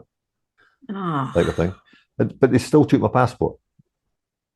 Right? And I'm thinking, why are they taking my passport? I says, I'm going to be here for a week. I'm going to visit my parents, or 2 weeks. I says, when will I get my passport back? Oh, yeah, it'll be in the mail with you in a couple of days, and blah, blah, blah. You can pick it up. All right. So you had to fill in a form to say where you wanted it. They've got these specific post office locations with big safes and all that kind of thing that they send the stuff out to. They don't send it to your house or the house that you're living in or staying in temporarily, or the hotel or whatever. They'll send it to the specific post office location, which is closest to where you're staying at that time. And this was in Exeter, so it was like an hour and a half from my mum and dad's house. So I said, all right, okay, that'll do. So I waited about a week. I never heard anything. I got back to them, and they said, it's been posted. It should be the location. I said, all right, okay. So I phoned the location, and they said, no, we don't have it. I said, well, the embassy said they posted it to you. You should have it. No, I phoned them every day. I was being very polite until the Friday, because I wouldn't get them at the weekend. I just went ballistic with them and says, look, I don't give a shit what you're saying now. The embassy says you've got it because somebody received it there. So I'm coming down on Monday and I want to pick it up. Right. So my sister drove me down there to the place. The guy came out this huge big locked door, handed me my passport, and walked right back in the door, never said a word. They had it all the time. So that cost me more money. I was staying with my parents, which was fine, but it's still, you still spend money. And then because I wasn't sure when I was flying back, I had to get a last minute flight again, or a more expensive flight than if I could have booked it in advance. So the whole trip cost me about £1,500 sterling. Yeah, for nothing. To be told I wasn't getting in anyway. So I got back to Bulgaria, I got in touch with the attorney and gave her a bit of an earful and said, right, switch my whole case to the American Embassy in Sofia. And she said, oh, that's going to cost you another $500 for me to do that. I says, well, you just cost me £1,500 for nothing, so I'll switch it. Okay, okay. So switched it to Bulgaria, and about a week before my ban was up, the attorney got in touch with me and said, okay, your appointment's at Sofia, da da da, on such a date. It was like I think maybe a day before it was due to expire, my ban. I went down there. The place is there must have been 300 or 400 young Bulgarians there, both sexes, and one black guy there. One black guy. Oh, and he was sitting down. I sat down, talked to him. He's a Nigerian, and he'd been doing a doctor's course, a doctor's placement in Sofia, and he was Mm-hmm. going on to, I think he was going to Canada, something like that. He was looking for Canadian. Sorry, he was going to America. Obviously, he was in American Embassy to do. I think he was going to Chicago or something like that to do another internship.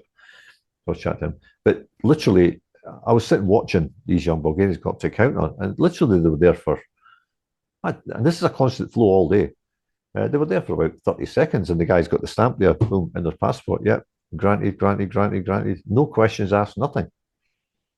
And I get up there, and the guy goes, yep, Mr. Foster, yep, we have your documentation here. Uh, Welcome to America.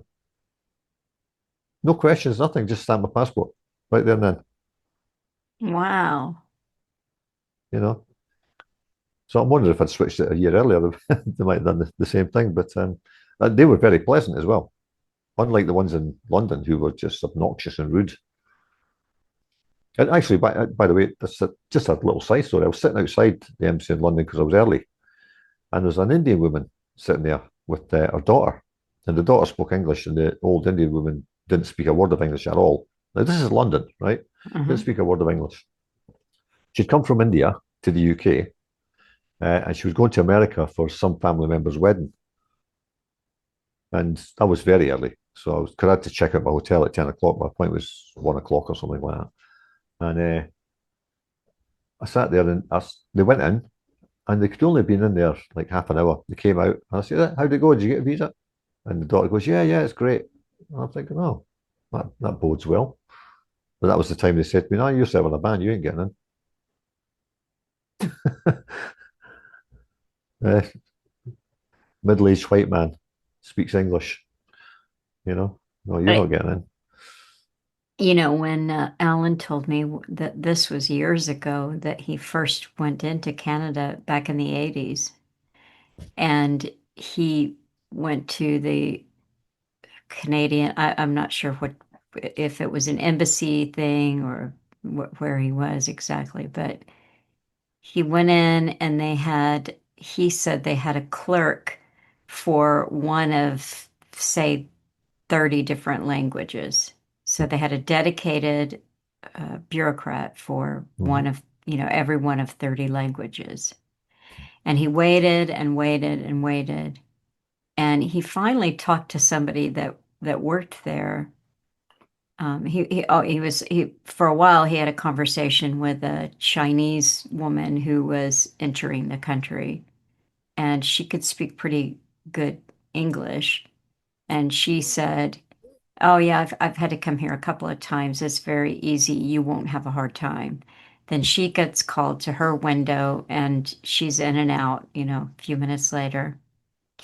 And he's there for a couple of hours, and he finally gets somebody to take care of him. And the woman who did, English was not her, the bureaucrat, English was not her primary language, nor was it French. In other words, she herself was an immigrant into Yeah, Canada. And she looked at all of the documentation that she supplied, and he said, she just laid it out for me right there. She said, you're just not the kind of immigrant we're looking for. So, yeah. Why not? Well, he didn't need that part spelled out. No, no, Yeah. yeah. Yep. He Now, also if I said that to somebody, I'd be classed a racist. oh, absolutely. Absolutely. Yeah. He also, at one point, I think this was when he was doing some of the folk singing around, when he was younger, and he ran into some bureaucrat there that he actually talked to a time or two. It was kind of her regular joint to hang out at. And she said she was a white Canadian English speaking woman. And she had something to do with the immigration process. And she told him a statistic. I can't remember what it was now, except, the numbers, but she said in such and such a year, and it wasn't that far off, she said most of the immigrants into the country will be non-white, non-English speaking immigrants. And she was very proud of it. They Mm-hmm. had an agenda to multicultural Canada, and she was she was participating in that, and she was very pleased with it, making Canada multicultural. So, I guarantee if she'd wanted one of her European relatives to come over, that'd be no problem. well, you're right. You're right about that. Yeah. You're right about that. Well, the point of having you go through that is to show that it's, people who go by the system with no help, with no special department that has eased the way, and there's no agenda for you to be there. Mm-hmm. It's a very difficult, time-consuming, expensive process. Stressful. Stressful. You were kept away from Paula, your wife, for, Disabled, severely yeah. autistic child. Hmm. Father just died. Yeah. Yeah. But I mean, even when you get to when it's all you're validated, right? You land at the airport in Orlando, and you get two goons come over to you, right? Once you've gone through passport control, two goons walk over to you. Uh, you've got your cases in your hand, and they say you can leave your cases there, sir, and come with us. And I'm thinking, what's this about now? I said, what about my luggage? Oh, somebody will take care of that. And then they lead you into this back room. It's a big room, and there was only me and one other person in there, apart from the people behind the desk. And I sit there for maybe like 40 minutes. And Paula's waiting outside. She doesn't know what's going on. You sit there, and then they call you up, and I just says, is there a problem? And the woman's going, no, no, we just have to verify you who you say you are. And, well, and I said to her, says, I've been through every check through Homeland Security for the past 3 years. And, they know more about me than my own family does. I says, what's the problem? Oh, we just have to go through this check. Stony face, didn't give a damn. Hmm. Non-white, again, immigrants themselves. And that took about 15, 20 minutes just standing there wondering. I mean, they're looking through your passport, they're looking up the computer, and back and forward, back and forward, back and forward. And what are they doing? what are they doing? It's just intimidation. That's all it is. Hmm. And it's jobs. What give somebody a job to intimidate you when you're arriving, and then they've got the nerve to hand your passport back and say, "Welcome to America." So, oh, what a great welcome! Yeah. What a great welcome! Yeah, all flags and whistles, right? Yeah. Mm. And they said something about after a certain amount, or you can start the application for citizenship any time you want. And I says, I probably won't be doing that. And then she says, why? I says, because I'll be going back to Europe occasionally and stuff, and it's easier for me to have my own passport for traveling around there. And she didn't look very happy. I had my green card in my possession at that point. So, and people here say to me, why haven't you applied for citizenship? I says, because citizenship takes away certain rights you have as a non-citizen. And I'd rather be a non-citizen so I can get out of here if I have to. Yeah. You know, they're less likely to send me to Guantanamo rather than just send me home. I'll voluntarily leave. It's okay. I've got somewhere to go. I'll go back to my native country. Yeah.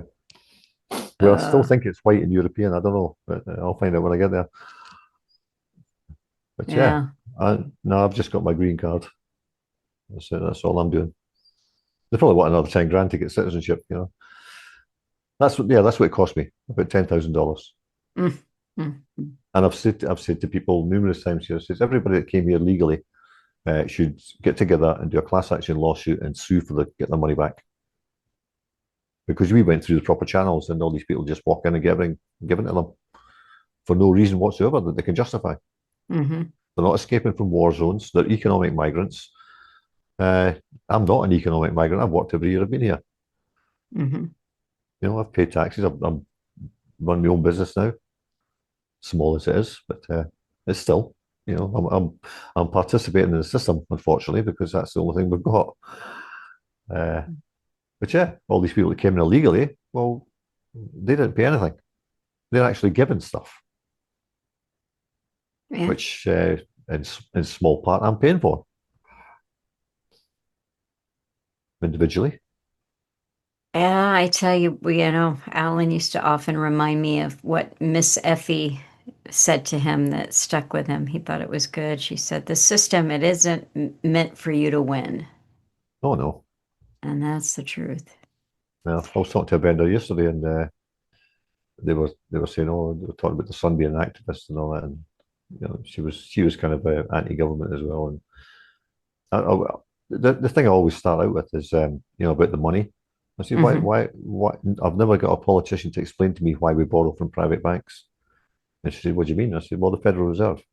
And she says, that's private. I said, yeah. I said, it's the sister bank of the Bank of England.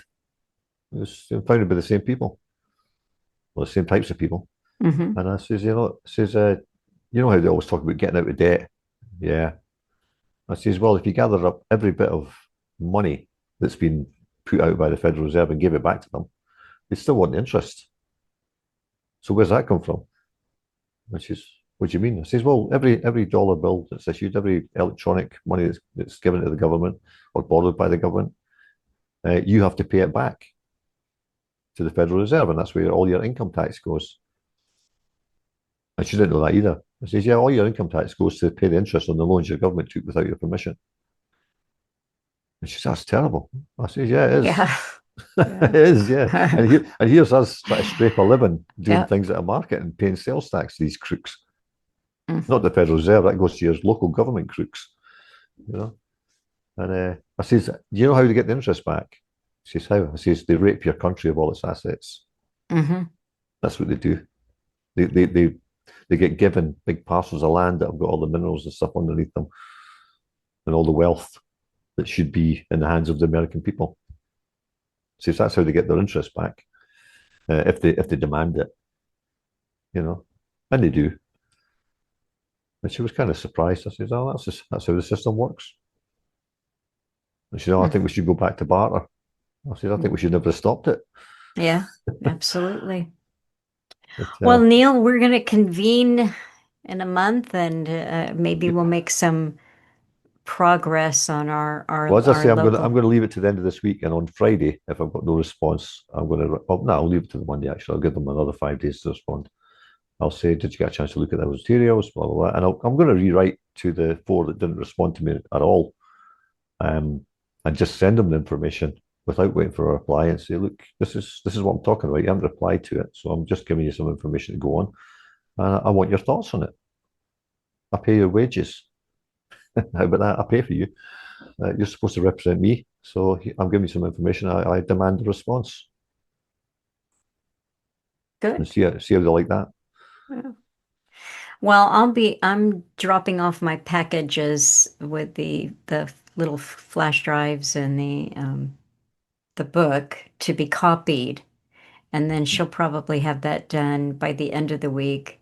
And I bet she'll distribute it all. That's great. So she'll physically give my packages to the to my elected officials. And Yeah. then Hopefully she'll confirm that to you in an email that she's done that, so that the officials can't turn around to you and say, "Oh, we never got it." oh, well, that's a good idea. I'll have her do that. And then I'll probably give them a couple of weeks and then I'll check in with them. But so hopefully I should be able to have a little bit of feedback before next month if anybody has actually bothered to read or watch anything. Yeah, that's my thoughts on it. I don't think they will. I know, I know. So, I sent that to that guy who said he wanted to chat to me on the third at 9 o'clock in the morning. So he's had 4 days so far. well, it's 4 days over the fourth. So, Yeah, yeah. yeah.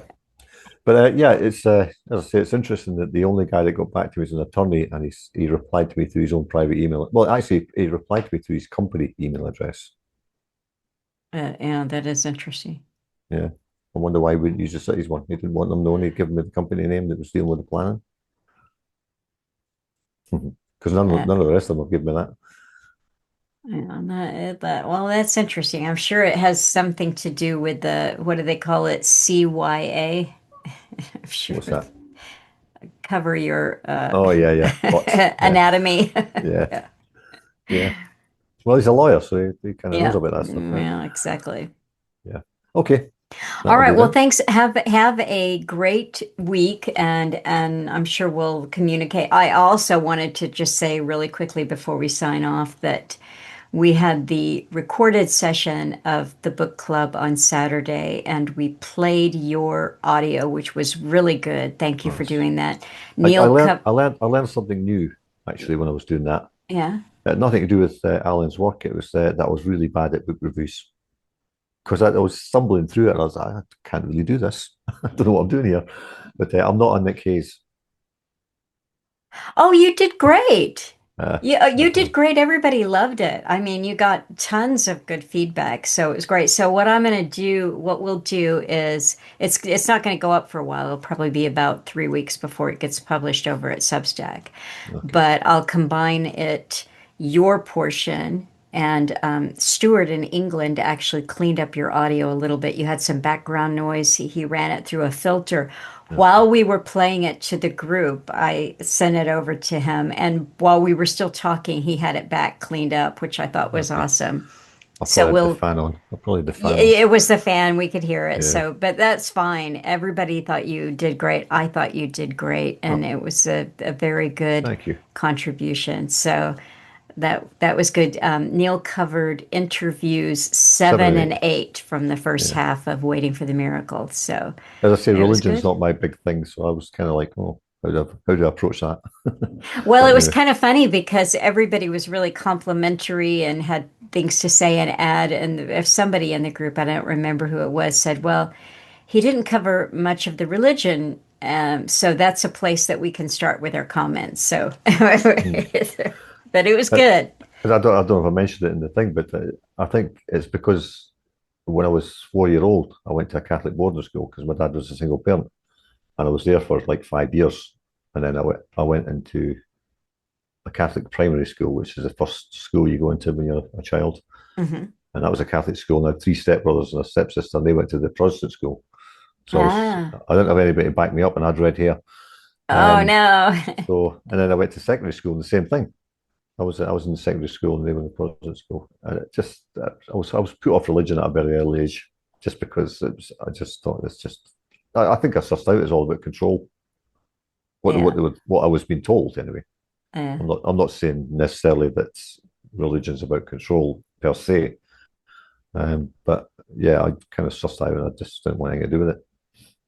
Well, But well, anyway, that was you just me. did a good job. You covered it very well. Everybody appreciated it, and multiple people commented that they thought you did great. So, and Thank you. I did too. I Well, thank learned, them for me. yeah. Well, Okay. thank you all you anonymous people. Yeah. Yeah. All right. Well, listen, everyone. I actually don't know. I don't think I have anything scheduled for next week, so we shall just see what happens. And I thank you for listening to this, and I hope that you've learned something. And I will be back at some point with something. So, all right, Neil, take care. Okay. Thank you. Talk to you later. All right, bye. Bye.